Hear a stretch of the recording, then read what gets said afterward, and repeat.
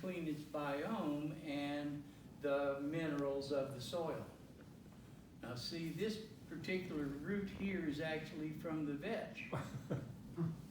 So, and the vetches, because they're putting out more acid along their roots, are less developed in their rhizosheath.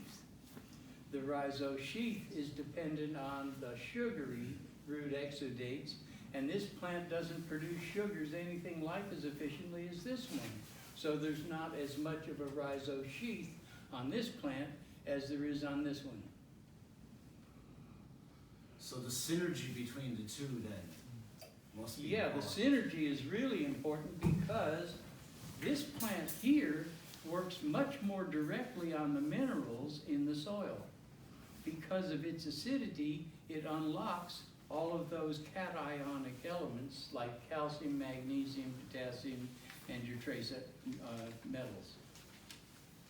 So this plant here is unlocking the mineral part of the soil.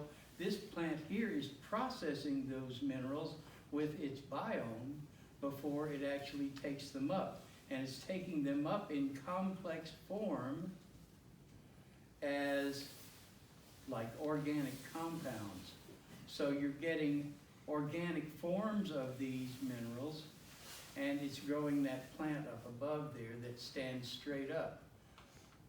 So your silica is always working on the vertical in the grasses, and your lime, which is not just calcium, but a whole complex of cations, is working more on the horizontal with your legumes. So the legume sprawls out and sort of wallows around, and your vetches, if they grow properly, will end up pulling down the erect stems of your oats.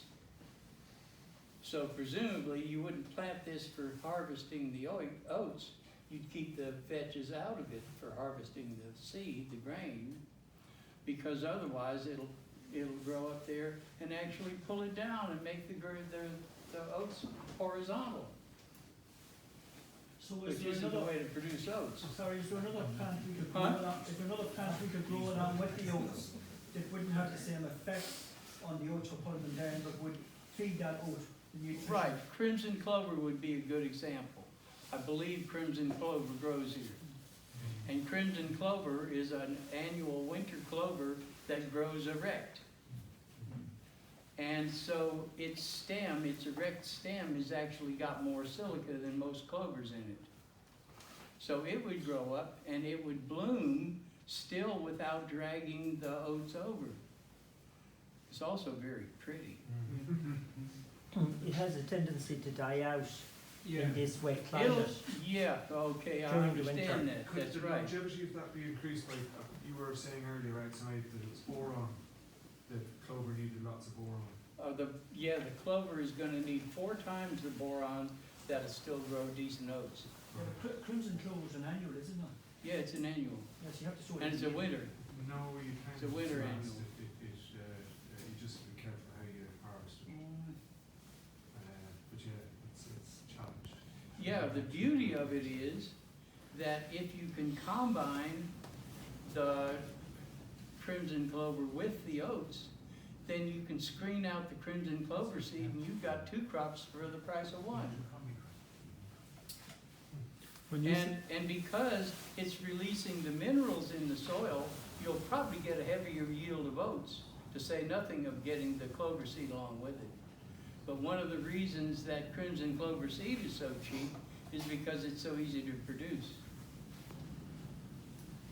when you mentioned that the veg there didn't have good rhizosheath, did you mean It doesn't have near as good a rhizosheath as the oats. because it produces mild acids? And did you mean Yeah, that it's- exudates are mildly acidic or just Yeah, its root exudates will be below a pH of 4. okay? And you can see the sort of like the nodules, the sort of like lumps on the roots of the vetch.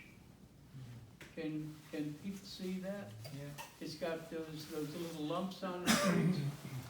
And that's where it's actually protecting the rhizobia which are nitrogen-fixing microbes. It's protecting them and feeding them, whereas otherwise, the free-fixing nitrogen compounds would have to have something like this rhizo sheath in order to be well-fed and protected. So the rhizo sheath is where you would get your free-fixing nitrogen microbes such as Azotobacter, and those nodules is where you would get the rhizobia. The Azotobacters are more efficient at nitrogen fixation than the rhizobia. So once you've got your soil in a proper, biological condition, that it's got plenty of its